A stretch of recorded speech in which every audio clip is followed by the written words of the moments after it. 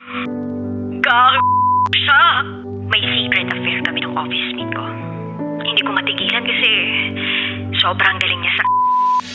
Rocky's Secret Files. Secret Files. It's the kind of bleep you never knew existed. Kunwari inosente pero boy naman pala. Rocky's Secret Files. Secret Files.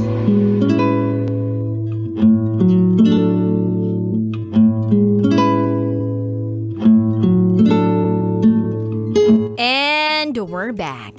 Kasama niyo pa rin si DJ Rocky and this is Mea's Secret File. Si Mea, na ang buong akala niya ay magkakaroon sila ng happy ever after ng kanyang jowang Indiano. Naitago natin sa pangalang Ram pero hindi pala. Binuo niya yung isang taong hindi pala para sa kanya. So pakinggan na po natin ngayon ang mga kabisyo nating nag-share ng kanilang mga thoughts, comments, suggestions, and violent reactions. Ito po ang sabi ni Yorgen Montejo. Hi DJ Rocky, para kay Mea, sa nangyari sa inyo ni Ram, para kang pumusta sa sugal, nalugi ka mula sa simula. Sinubukan nyo namang i-defy ang mga bagay para umayo ng lahat-lahat sa inyong dalawa. Pero hindi lang talaga kayo nagtagumpay. Ito ang realidad, Mea. Your relationship with Ram was just a chapter in your life. It was meant to end, not in favor for the both of you. Sa bawat sugal ng buhay, may mga bagay na pwedeng masayang. At may mga pwede ka rin namang maipanalo. Ang naipanalo mo dito ay ang karanasan na magmahal ng tapat at totoo, kahit hindi ayon sa inyo ang nakatakda. From those experiences, take the lessons with you. Keep moving forward, kaya mo yan. Malay mo, binubuo rin pala ng iba ang taong nakatakda para sa'yo. Charo, ito from Yorgen Montejo. O nga naman, baka yung isa kakabreak lang. Tas yun talaga, magtatagpo kayong dalawa, tapos magkakatuluyan na kayo. O, malay mo, ganun yun. Anyway, eto naman ang sabi ni Darwin Russell. Iba ang sistema sa mga Arab countries, especially sa Kuwait. Lahat ng desisyon ay magmumula sa tatay, which is the head of the family. Even doon sa taong pinipili nilang maging kabiyak ng kanilang anak. Pero may mga Arabong hindi sinusunod ang ganitong sistema. Dahil may mga Pilipinang nakapag-aasawa ng Arabo. I think nasa ibang stasyon ka nakikinig kanina. Magkaiba po ang Arabo sa Indiano, ha? Anyway, eto naman sabi ni Mayumi. Ang masasabi ko lang sa kwento ay, yung taong sinabihan ko noon na mahal ko ng you will always have a place in my heart, ngayon ay wala na siyang place sa puso ko. Ganun pala talaga siguro kapag totally naka-move on ka na. You will remember the boy, but you won't remember the feelings anymore. Kung gusto mong mag-move on, Mea, putulin mo na lahat ng contact mo sa kanya. Mahirap pero ganun talaga. Not meant to be kayo sa isa't isa. Yun lamang po. Peace po tayo from my Yumi. I remember the boy. Ay, iba pala yun. On the Savior Jesus Christ. I remember the boy but I don't remember the feelings anymore. Ang sarap nung ganung pakiramdam. Ito naman ang sabi ni Lance Nogi Boy. Ika nga nila, to then and now, di bali na raw mawalan ng love life. Wag lang ang career. Dahil pag nawalan ka ng love life, unti-unti ka raw makaka-move on. May parating na taong para sa'yo, the best pa sa mapait na karaan. I believe that, DJ Rocky. Love you so much. Walang charot yan. Ay, chinacharot mo ko. Ang dami na nagsabi sa akin. Charot. Eto naman ang sabi ng ating kabisyo na si Ethel. Kay Sender, I wish you a lot of happiness. I hope you won't be stuck in the sorrow of the past.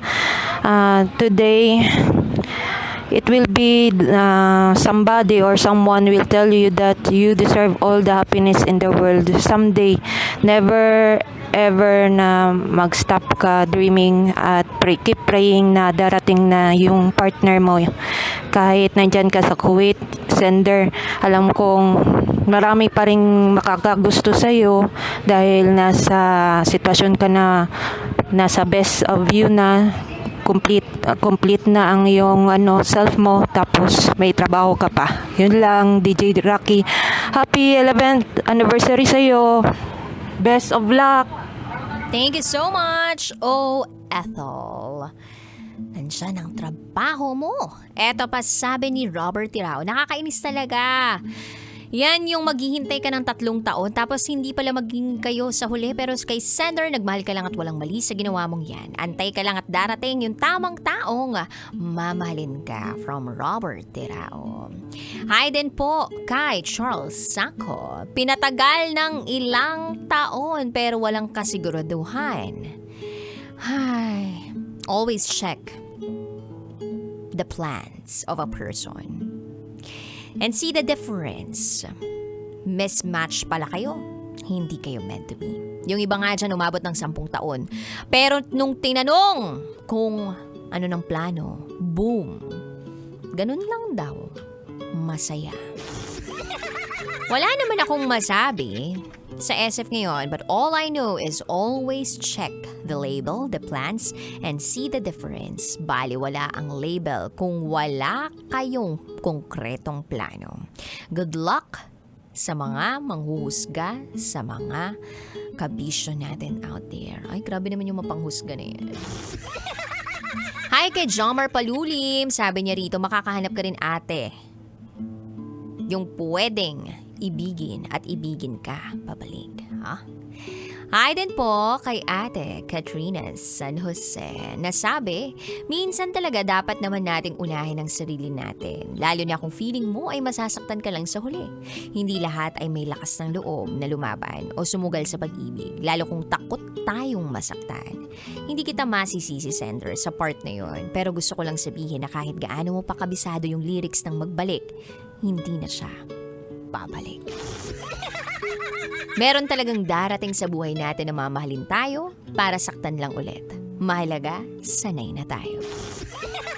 Charot with harot. Sabi ko sa friend ko, ereto ko sa may motor, nireto ko sa Bombay. Ayoko. Maselan daw ako. Ay, charot. Hi po kay Ariel Zamora at sa lahat po ng mga nag-comment sa ating secret file for this afternoon. Ang dami pong nag-comment dito na makaka-move on ka rin. Laging yun naman yung sinasabi natin sa taong heartbroken eh. Huwag kang mag-alala, makaka-move on ka rin. Mahirap pero hindi imposible. Pampalubag loob sa unang mga yugto ng ating buhay. Pero kung i-enjoy natin yung proseso ng paghilom, ng pag-move on, tiyak marami kang madidiskubre sa sarili mo na hindi mo pa nadiskubre nung bata ka pa, nung nagmamahal ka pa, at ngayon mo lang nadidiskubre ngayong heartbroken ka na. Yes. Sabihin natin heartbroken ka. It's just a part of you that is breaking. Not the whole you. Meron ba ganun? Whole you. Meron real you di ba? Mapapatanong ka kasi talaga eh. What happened to us? What went wrong? Am I not worth it? Am I not worth fighting for? Ang daming tanong, lalo na kapag hindi ka inilaban. Parang ang dami mo ng pagkakataong ibinigay pero hindi ka pa rin inilaban. Minsan iisipin mo rin, sobra ba ako nagpahabol o nagpakipot? Pero hindi eh. Nalaban ka naman sana eh. Babalikan mo na nga sana eh. Nandun ka ni, nakaakbang ka na nga eh. Pero biglang itutuloy pala niya yung kasal. Hindi pala talaga kayang ipaglaban sa mga magulang. 2 taon at kalahati, umabot pa ng 3 taon. Hindi ko alam kung paano ka nakatiis sa ganon. Yung tipong, yun ang issue mo na hindi ka na ipapakilala sa mga magulang niya. Pero tiniis mo. I think you've really done your part. Maintindihan ko yung iba na nag-aaral pa lang pero tinitiis nila na hindi mo na magpakilala sa mga magulang nila kasi bawal nga. Pero ito, ikaw bigay na bigay ka, all in ka, samantalang siya hindi. Diba? Parang naging fair yan. Ano yun? Ikaw lang yung nagmamahal? Ikaw lang yung totoo? Hindi naman daw kasi ganun kadali. You don't know my family. Swes, ipaalam niya sa'yo, di ba? Kung gaano kalupit yung mga yan. Nakakaasar. Pag hindi kayang panindigan ng lalaki yung desisyon niyong magmahal sa isang babae, na nadidiktahan siya ng sasabihin ng kanyang mga magulang o ng tingin ng society o ng kultura o ng pinaniniwalaang mga paniniwala, basically. Nakakaasar, no? Bakit? Sana hindi na lang kayo namili. Kung ganun lang din naman. Pero alam mo yung kabisyo. Sa umpisa pa lang makikita mo na eh. Pag hindi talaga all in sa'yo. Kasi kung yun at yun yung issue ninyo, yung core issue ninyo, yun at yun ang dahilan ng pag-aaway ninyo dahil hindi ka na ipapakilala sa mga magulang dahil sa magkaiba kayo ng paniniwala. Then dapat dun pa lang nag-decide ka na no? Na dapat na siguro talagang itigil to. Magsasayang ka na lang ng oras pag ipinagpatuloy mo pa yun.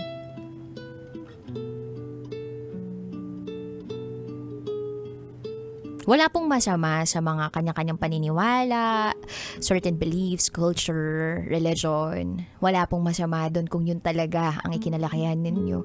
Pero yung pumili ng taong hindi naman ganun yung values or yung beliefs na katulad ninyo at pinaasa ninyo na, oo, balang araw, papakilala ka. Parang, you're giving them false hopes na mangyayari yun at magtatagpo rin kayo sa gitna kasi yung tao nagbigay na ng 5 hakbang papunta sa'yo out of 10 steps pero ikaw, di ka man lang magbigay ng 5 para magtagpo kayo sa gitna.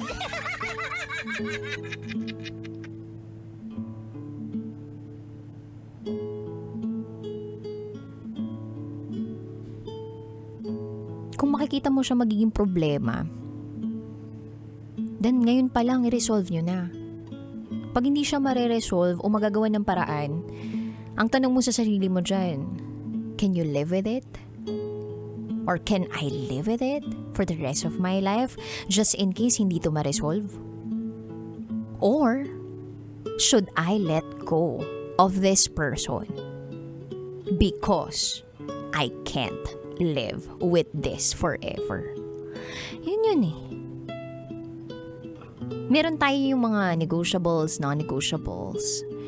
Kung negotiable yung pinag-uusapan, meaning, ito yung mga pwedeng palagpasin. Non-negotiables, yan yung values, dapat halos same kayo, dapat hindi siya addict, hindi siya gumagawa ng mga makasalanang bagay. Yung mga ganun ba? Yan yung mga hindi mo dapat palagpasin. So, ngayon, Secret Files sender, I admire you for your courage to break up with this person. Although, merong konting karupukan, diba? Dahil natatagpuan mo yung sarili mo pabalik dito sa taong to, nagre-relapse ka, it's okay. Kasi normal yun eh. Lalong-lalo na kapag nabuo mo na yung future mo kasama nitong taong to at sobrang mong minahal tong taong to. Plus, diba parang ikaw kaya ang gumawa ng moves dito sa taong to para, ano mo yun, ma-in love din siya sa'yo. Yes, kasi kung hindi mo ginawa yun, hindi mo ginawa yung kalandian na yun, hindi rin niya mapafall sa iyo. So, napakita mo kung sino ka. At may ipapakita mo rin yan sa susunod na taong mamahalin mo. Hindi ka naman mawawalan ng lalaki dyan eh. Marami pang iba dyan na hindi takot na ipaglaban ka habang buhay. So, enjoy mo lang yung journey mo sa paghilom ng sugat na nadala nitong relasyon ninyo ni Ram. And I'm very sure